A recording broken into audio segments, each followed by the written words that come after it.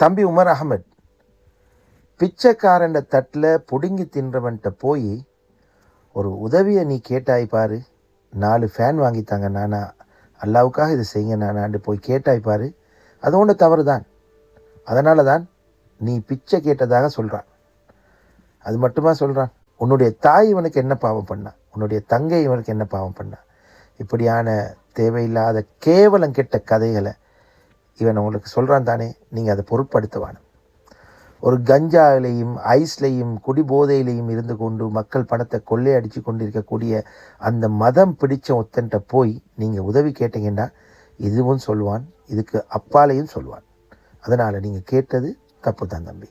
அதை அப்படியே நீங்கள் அல்லா இடத்துல விட்டுருங்க. இவனை அல்லாஹ் பார்த்து கொள்வான். இவனை பாதுகாக்கக்கூடிய ஒரு கூட்டமைக்குதே, அதுவும் இவனை போல கொள்ளக்காரன், இவனை போல ஒரு களவாணின்றதை மக்கள் வெகு விரைவில் அறிஞ்சு கொள்வாங்க. Kind speech and forgiveness are better than the சேரிட்டின்னு சொல்லி எங்களுடைய குர்ஆன் சொல்லுது. அல்லாஹ் தாலா குர்ஆனில் அழகான முறையில் பேசுகிறது, அழகான கண்ணியமாக கனிவாக இரக்கமாக பேசுகிறத பற்றியும் மன்னிக்கிறத பற்றியும் சொல்லுது எங்களுடைய மார்க்கம். சதக்கான்ற பேரில் வௌத்தையும் வாயும் நிறைச்சி கொண்டிருக்கக்கூடிய இவனுக்கு இந்த சின்ன தம்பி செஞ்சது தவறாக இருந்தாலும் அவனை மன்னித்து கனிவான வார்த்தையில் அவன் பேசியிருந்தால் அவன் ஒரு மதரசாவையோ மற்ற மக்களுக்கோ உதவ அவன் தகுதியானவன் என்பதை இந்த உலகம் அறிந்து கொள்ளும். ஆனால் இவன் செய்திருப்பதை நீங்களே பாருங்கள். இவனை பார்த்தால் காரி துப்பதான் நினைக்கும். அப்படி கேவலமான ஒரு பேச்சு. இந்த ஆசிஃப் அஸ்லம் மாதிரி ஆக்களுக்கு காசு பணங்களை கொடுத்து அடுத்தவனுக்கு உதவ புரோக்கராக செயல்படுத்தக்கூடிய எரும மாட்டு சோனிகளை கொஞ்சம் சிந்திச்சு பாருங்கள்.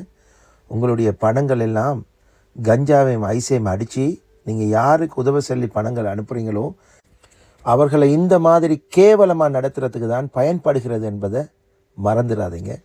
உங்களுக்கு அல்லா இடத்துல எந்த ஜவாபும் இல்லை. எனவே உங்களுடைய சொந்தக்காரங்களை அனுப்பி செய்யுங்க. உங்களுடைய கூட பிறந்த சகோதரங்களை கொடுத்து அவங்கள நம்புங்க. உங்களுடைய சொந்த தாய் தகப்பனை நம்புங்க. அவங்களோட கையால் சதக்காக்களை செய்யுங்க. உங்களுடைய ஊரில் செய்யுங்க. உங்களுடைய பக்கத்து வீட்டானுக்கு செய்யுங்க. உங்களுக்கு தெரிஞ்ச நண்பனுக்கு செய்யுங்க. இந்த மாதிரி முள்ள மாறி முடிச்சவிக்கைகளுக்கு பணம் காசுகளை கொடுத்து கஞ்சாவையும் ஐசையும் அடித்து கொண்டு உதவி கேட்குறவன் யார் பிச்சைக்காரன் யாருன்னு கூட வித்தியாசம் தெரியாமல் அந்த போதையில் உலரக்கூடியவன்களுக்கு பணங்களை அனுப்பி நாளைக்கு மறுமையில் வெறும் கையோட போய் எல்லா இடத்துல நின்றாதீங்க. முட்டாள்களாக செயல்படாதீங்க. சிந்திச்சு செயல்படுங்க. ஈஸ்டர்ன் பக்கமாக வைப்பான்.